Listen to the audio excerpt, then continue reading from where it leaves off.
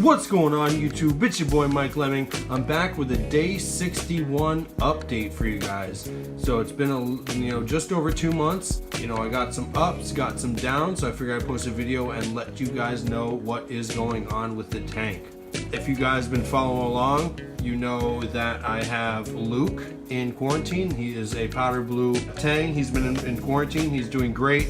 I did like about 10-day to 2-week copper quarantine. That's over with. Ick is gone, which is always a plus. Now I'm doing a probably like 3-week regimen, 2-week, 3-week regimen of Prozi Pro. I don't know if I'll go that long now that I think about it. I heard they are 3-day doses, and I'm on my second one, so tomorrow I'll do my 3rd dose. So that'll be, say a week and a half or something. So either way, the last 2-3 weeks of quarantine will just be observing. He's already eating. He's doing well. His color is coming back. There's no ick, so he's doing really well, which is always a plus.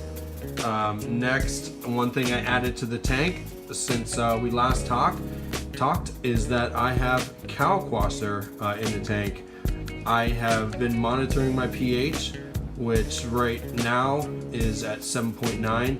I've seen it upwards of 8.03. I'm only using a 1 teaspoon per gallon, so I don't know. I thought it would bring our pH up a little higher, but the corals seem to be responding to it. My SPS seem to be a little more fluffier, which I like. And then I have quite a few changes, coming to this tank real soon. I was going to do one of them today, and I just don't have time.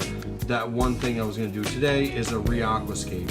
I just don't like this rock wall look. I'm not a fan of it.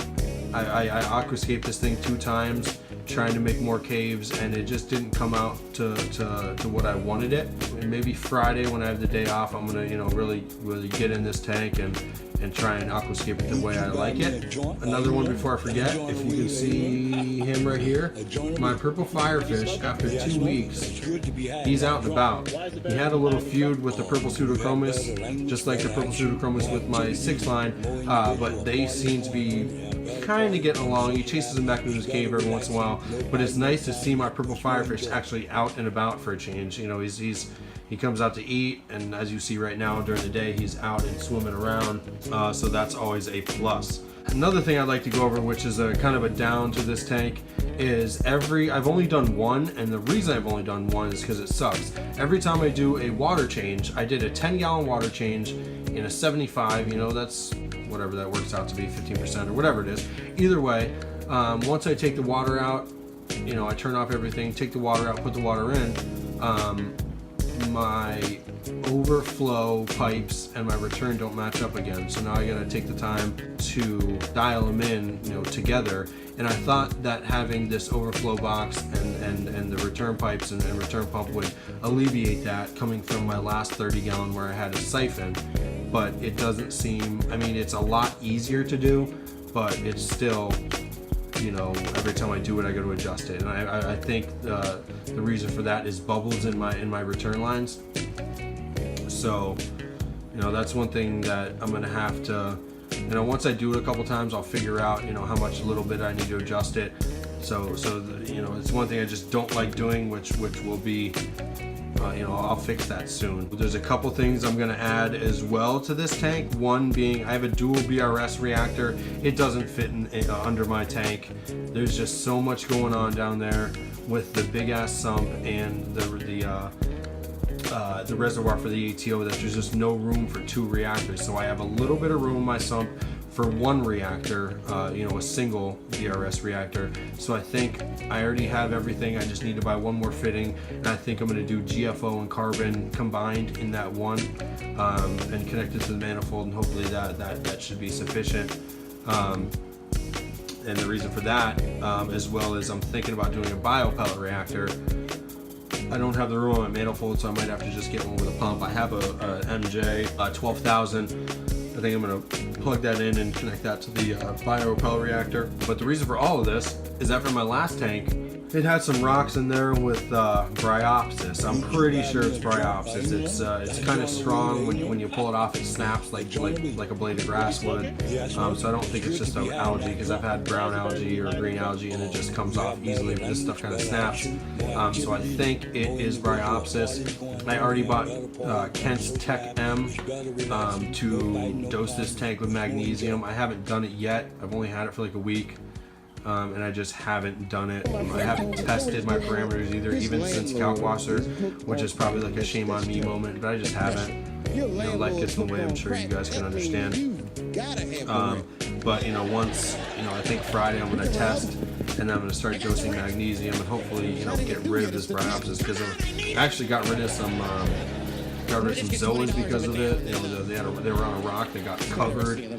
I have a nice rock of pallies in there that's got some on it, and I hate it. It's actually starting to grow on the rock that it's on, and it's also growing on the sand bed. So I'm hoping the magnesium takes care of that. So that'll happen soon, hopefully. And the biggest news is Mike Lemming, your boy, is getting rid of these. I am jumping off the LED bandwagon, and I am going with a Coralife Lunar 4-bulb T5, you know, with the lunar LEDs. So, you know, I watched a bunch of BRS videos, and they say hybrids are awesome, which I'm sure they are. They say LEDs are pretty good, which again, they're okay. It's proven that T5s grow coral. And I attest this to Billy Pipes. Billy Pipes, that we talk all the time. He's a good dude. If you haven't checked out his channel, I'll put his link in the description. But he's just a good dude. He's running T5s, and he loves them. So he kind of sold me on getting them, and I got them.